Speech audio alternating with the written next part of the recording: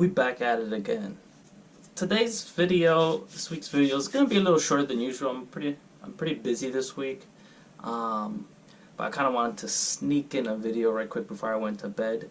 It is Wednesday, I think. I was hoping it was Thursday, but unfortunately it's not. But it's a Wednesday. Sneaking this video in right before I go to bed. I just kind of wanted to talk about a concept that I have a hard time. And not so much a concept, but a mentality to hold that I have struggled with, which has kind of kept me from going into real estate, you know? And I think it's a problem that a lot of millennials have, because we want instant gratification for everything. So everything I've invested in so far I've tried to get a short-term gain, like a short-term massive gain. But as we all know, those short-term massive gains are usually much more risky.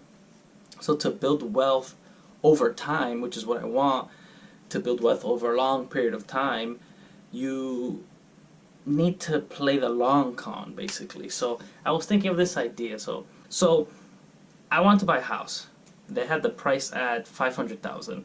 But I was like, this house is worth this much and it needs some work. So I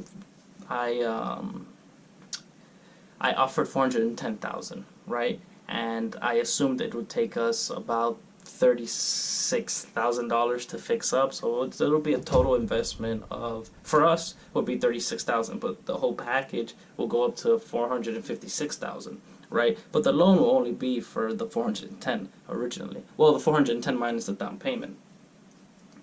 And then I started calculating the numbers. It was going to be a nice, profitable cash flow. Like, it was minimum, like $1,300 a month on cash flow, which is huge. That's good money.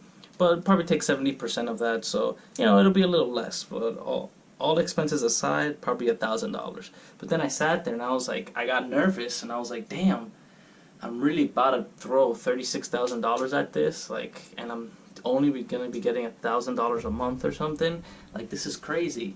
And then I did the math out and I was like, oh, it's gonna take me 3.5 years for me to make my $36,000 back.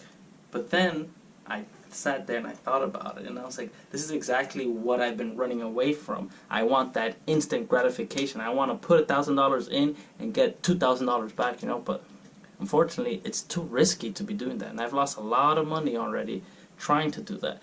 So basically, if I'm saving money, it's to use it so I can get something that will keep giving me money, even though I'm gonna be in a hole for 3.5 years.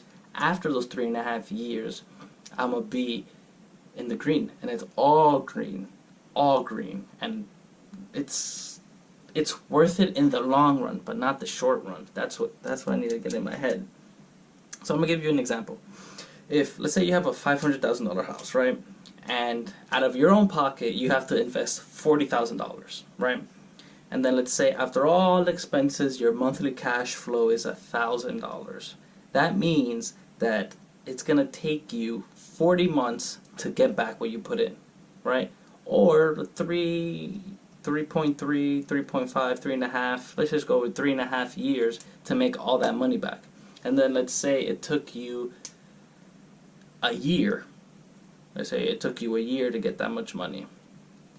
So you just took 3 years to make back what you could save in 1 year. Yes, but after those 3.5 years, you're going to be making that money regardless. You already made all your money back, so with that money you can go and buy another house. I mean, it's a long period of time apart, but you can keep saving and stack up that cash flow with your savings and then buy a house even faster. But the point I'm trying to make is that it's worth putting in money in something that's going to pay you back, because eventually when it pays you back, it's all profit off of that. After that, it's basically free money. That thing is generating free money for you after that payback period. So that's a very important concept I need to have in my mind, because the housing market right now is pretty up there. So we're talking about large sums of money. but it's all going to be worth it as long as the house produces a profit and pays itself back, you know. So it's always worth it.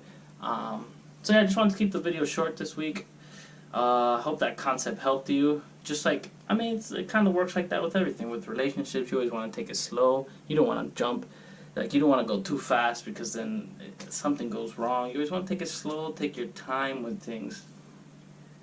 Make sure you run the numbers and take your time. It'll eventually produce you more money than you invested in it. That being said, I'm off this, guys. Peace.